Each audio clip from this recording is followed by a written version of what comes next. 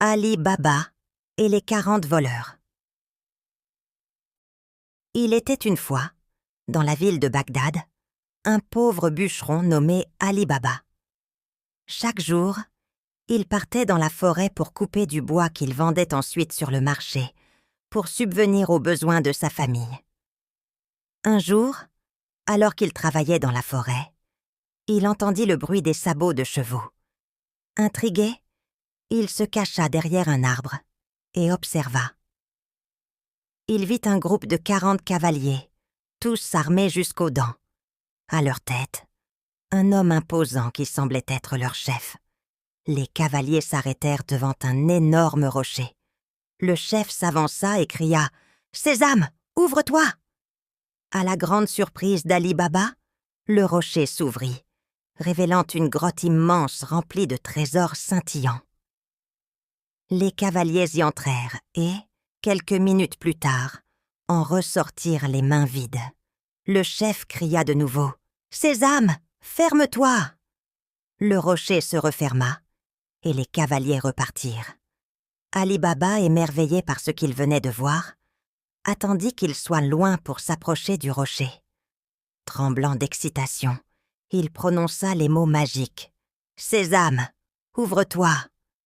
Le rocher s'ouvrit à nouveau et Ali Baba pénétra dans la grotte. Il y découvrit des montagnes d'or, des bijoux, des étoffes précieuses et bien d'autres richesses. Il prit autant qu'il pouvait en transporter et retourna chez lui.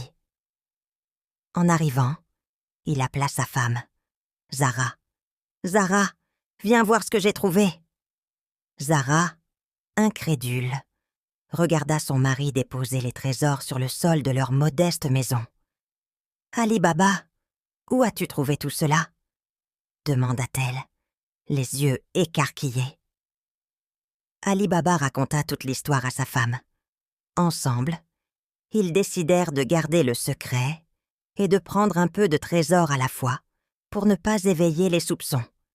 Mais Zara, curieuse de connaître la valeur exacte de leurs trouvailles, demanda à sa sœur Morgiane une balance pour peser l'or.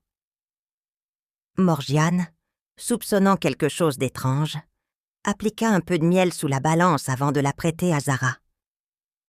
Lorsqu'elle récupéra la balance, elle trouva une pièce d'or collée en dessous. Elle confronta sa sœur. « Zara, d'où vient cette pièce d'or ?» Sous la pression de Morgiane, Zara révéla le secret de la grotte. Morgiane, avide, raconta tout à son mari, Cassim, le frère aîné d'Ali Baba. Cassim, jaloux de la fortune de son frère, décida de se rendre à la grotte pour s'emparer des trésors.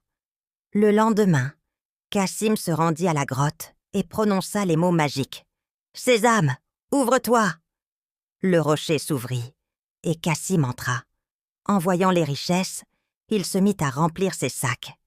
Mais dans son excitation, il oublia les mots pour sortir de la grotte. Paniqué, il se mit à crier « Orge, ouvre-toi ! Blé, ouvre-toi ! Riz, ouvre-toi !» Mais le rocher ne bougeait pas. C'est à ce moment-là que les 40 voleurs revinrent. En entrant dans la grotte, ils trouvèrent Cassim avec les sacs de trésors. Furieux de cette intrusion, le chef des voleurs ordonna à ses hommes de tuer Cassim. Quand Cassim ne rentra pas chez lui ce soir-là, Morgiane alla voir Ali Baba et lui raconta tout. Ali Baba, inquiet, partit immédiatement à la recherche de son frère. En arrivant à la grotte, il trouva le corps de Cassim. Triste mais déterminé, il ramena le corps de son frère à Bagdad et l'enterra discrètement. Ali Baba décida de prendre les trésors restants de la grotte pour s'assurer qu'ils ne tombent pas entre de mauvaises mains. Pendant ce temps, le chef des voleurs, ayant découvert que quelqu'un d'autre connaissait le secret de la grotte, élabora un plan pour retrouver l'intrus. Il envoya ses hommes se mêler à la population de Bagdad pour recueillir des informations.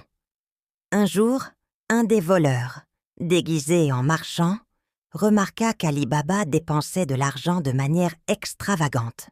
Il suivit Ali Baba et découvrit sa maison. Le chef des voleurs décida alors de se faire passer pour un marchand d'huile et se présenta chez Ali Baba avec 39 jarres, dont une seule contenait de l'huile, et les autres cachaient ses hommes.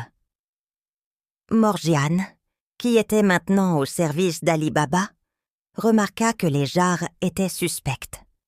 Elle décida de vérifier et découvrit les voleurs cachés. Grâce à sa ruse, elle fit bouillir de l'huile et versa dans chaque jarre, tuant ainsi les voleurs. Quand le chef des voleurs réalisa que son plan avait échoué, il chercha à se venger. Il réussit à entrer dans la maison d'Ali Baba déguisé en marchand. Mais Morgiane, le reconnaissant, dansa avec un poignard et, dans un mouvement rapide, le tua. Ali Baba, reconnaissant envers Morgiane pour sa fidélité et son courage, la maria avec son fils. Ensemble, ils vécurent heureux et en sécurité, partageant leurs richesses avec les plus démunis et s'assurant que la grotte et ses trésors restaient un secret bien gardé. Et ainsi, Ali Baba et sa famille vécurent dans la prospérité et la paix, protégés par la sagesse et le courage de Morgiane. Nous voilà arrivés à la fin de cette aventure magique sur Raconte-moi une histoire. Nous espérons que vous avez apprécié cette histoire autant que nous avons aimé vous la raconter. N'oubliez pas de vous abonner à notre chaîne pour ne manquer aucune de nos prochaines aventures.